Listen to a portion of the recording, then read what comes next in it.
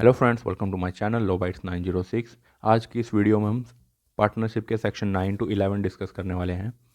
Sections को मैं एक एक पार्ट को एक एक वर्ड को समझाने वाला हूं। देखिए, जो सेक्शन 9 to 11 है वो चैप्टर 3 के अंदर आते हैं पार्टनरशिप एक्ट के। जो चैप्टर 3 है वो डील करता है relations of partners to one another, कि एक पार्टनर्स का आपस में रिलेशन किस तरीके का होगा। तो हम देखते हैं सेक्शन 9 क्या कहता है। सेक्शन 9 जर्नल ड्यूटीज इम्पोज करता है पार्टनर्स के ऊपर। जर्नल ड्यूटीज में क्या है? Partners bound to carry on business, कि पार्टनर्स को बिजनेस इस तरीके से कैरी ऑन करना है ताकि टू ग्रेटेस्ट कॉमन एडवांटेज लिया जा सके उस बिजनेस से, पूरी फर्म को कॉमन एडवांटेज मिले, ना कि वो not for merely personal gains over the firm, कि फर्म के जो गेन्स हैं उनको साइडलाइन करके उसको पर्सनल गेन्स के ऊपर ध्यान नहीं देना है, बल्कि पूरे के पूरे फर्म की उससे एडवांटेज होनी चाहिए। सेकेंड चीज़ क्या है? That they will be just and faithful to each other, वो एक दूसरे के लिए जस्ट होंगे और फेथफुल होंगे।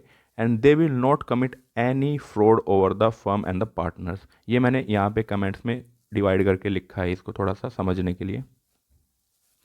And to render true accounts and full information of all things affecting the firm to any partner, his legal heir और legal representative, कि पार्टनर क्या करेंगे, वो रेंडर करेंगे पूरे जो सारे के सारे अकाउंट्स हैं ऐसे के ऐसे दूसरे पार्टनर्स को, और जो फुल इंफॉर्मेशन देंगे किस चीज़ की, अगर कोई भी चीज़ अफेक्ट कर रही है फर्म को या उनको लगता है कि ये चीज़ अफेक्ट कर सकती है फर्म को, उस इंफॉर्मेशन को वो हाइड नहीं करेंगे, वो क्या करेंगे, बताएंगे दूसरे पार्टनर्स को। ये जर्नल ड्यूटी इम्पोज की जाती है सेक्शन 9 के द्वारा। और ना केवल वो दूसरे पार्टनर को बताएगा, बल्कि अगर वो डिसीज्ड है तो उसके हेयर्स को भी बताएगा, या फिर उसने कोई अपना लीगल रिप्रेजेंटेटिव रखा है तो उस लीगल रिप्रेजेंटेटिव के माध्यम से उसको वो इन्फॉर्मेशन पहुंचाएगा। आई होप आपको सेक्शन 9 समझ में आ गया होगा। सेक्शन 10 भी एक तरीके से ड्यूटी इम्पोज करता है दूसरे पार्टनर के ऊपर, कि अगर कोई वो फ्रॉड कमिट करता है और उसके फ्रॉड की वजह से कोई लॉस हो जाता है फर्म को, तो उस पूरे के पूरे लॉस को कंपनसेट कौन करेगा, अपनी जेब से कौन भरेगा? वो दूसरा पार्टनर जिसने फ्रॉड किया था।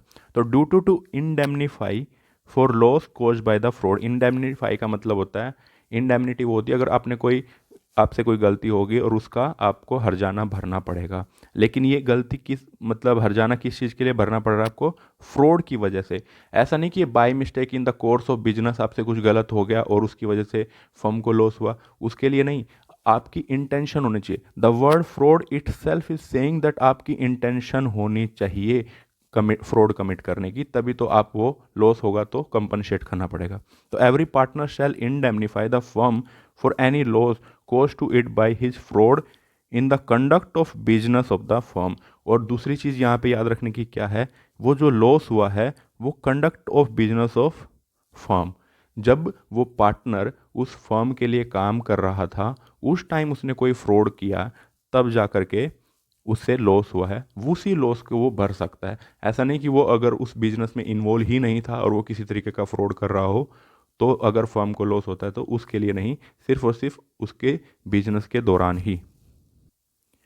अब सेक्शन 11 क्या कहता है? Determination of rights and duties of partners by contract between the partners.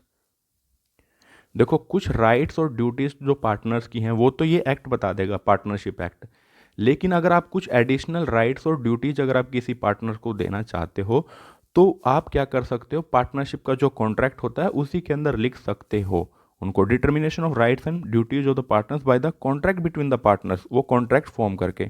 ये सब सेक्शन 1 क्या कहता है? Subject to the provisions of this act.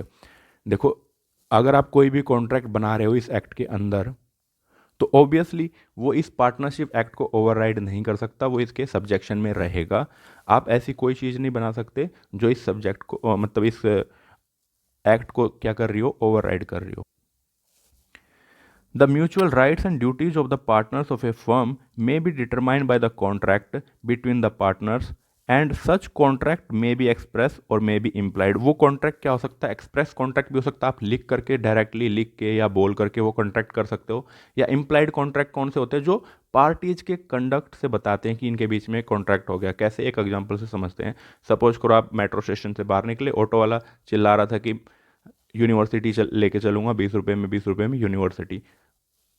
उसने आपको ऑफर किया, आप जाकर के चुपचाप बैठ गए उसके ऑटो में, तो यहाँ पे कॉन्ट्रैक्ट क्या है, आपके कंडक्ट, बिना आपके कुछ बोले आपके सिर्फ बैठ जाने मात्र से वो पूरा का पूरा कॉन्ट्रैक्ट हो गया है, ये इम्प्लाइड है, इम्प्लाइड कॉन्ट्रैक्ट है। अब सपोज करो आपने कॉन्ट्रैक्ट वो कर लिया है और उस कॉन्ट्रैक्ट को अगर आपको अल्टर करना है, सच कॉन्ट्रैक्ट में बी वैलिड, मतलब वो अल्टर किया जा सकता है, अमेंड किया जा सकता है bye consent of all the partners, सारे की सारे पार्टनर्स की कंसेंट से, यूनैनिमस से।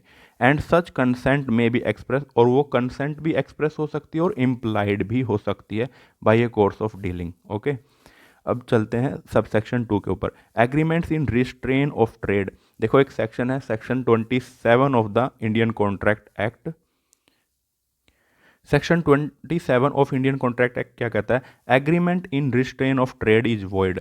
आप अगर मेरे साथ कोई एग्रीमेंट कर रहे हो कि आप पढ़ाओगे नहीं, आप ये कॉन्ट्रैक्ट साइन कर दो, तो आप किसी भी लीगल लॉफुल प्रोफेशन या किसी लॉफुल ट्रेड या बिजनेस को करने से किसी दूसरे पर्सन को बाधित नहीं कर सकते हो। वो contract itself is void contract, वो पहले से ही वॉइड एब इनिशियो है, उसका कोई एग्जिस्टेंस नहीं है, ये कहता है सेक्शन 27। लेकिन इसी में एक एक्सेप्शन भी है। आप किसी का, सपोज करो आप और मैं दोनों एक पार्टनरशिप में थे, और पार्टनरशिप का जो सब किसी बुक को लगा के चलो कि हम बुक बना रहे थे और वो बेच रहे थे, आप वो पब्लिकेशन अच्छा चल गया, उसकी गुडविल क्रिएट हो गई है, तो उस गुडविल, और जब मैं आपसे अलग हो जाता हूँ तो एक स्पेसिफिक लिमिट के अंदर, जोग्राफिकल लिमिट और टाइम लिमिट भी, कि मैं वो बिजनेस आपके साथ कॉम्पीट नहीं कर सकता हूँ, कॉम्पीटिंग बिजनेस में एंगेज नहीं हो सकता हूँ, ये एक्सेप्शन है इस सेक्शन का।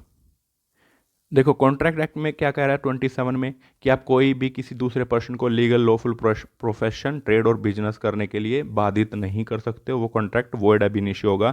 लेकिन जो सेक्शन 11 है पार्टनरशिप एक्ट का, वो क्या कहता है, agreement in restraint of trade not with standing anything. Not with standing जहाँ भी क्लोज आ जाए, मतलब उसके अलावा यहाँ पे जो लिखा है वही प्रिवेल करेगा, बाकी कहीं कुछ भी लिखा हो डजेंट मैटर।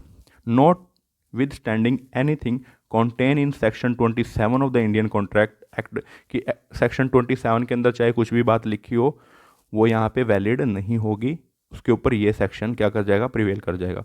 सच कॉन्ट्रैक्ट में be provides that a partner shall not carry on any business other than that of the firm while he is partner.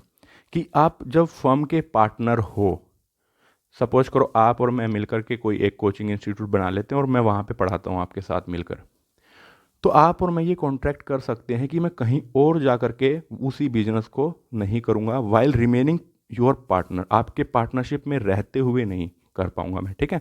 तो इस तरीके का कॉन्ट्रैक्ट रिस्ट्रेन किया जा सकता है कि आप ऐसा नहीं कर सकते हो। आई होप आपको तीनों सेक्शंस जरूर समझ में आएंगे, सेक्शन 9, 10 और 11। You can download this PDF on my Telegram channel. Link is in description box below. If you haven't subscribed to my channel, please subscribe to it. Thank you so much.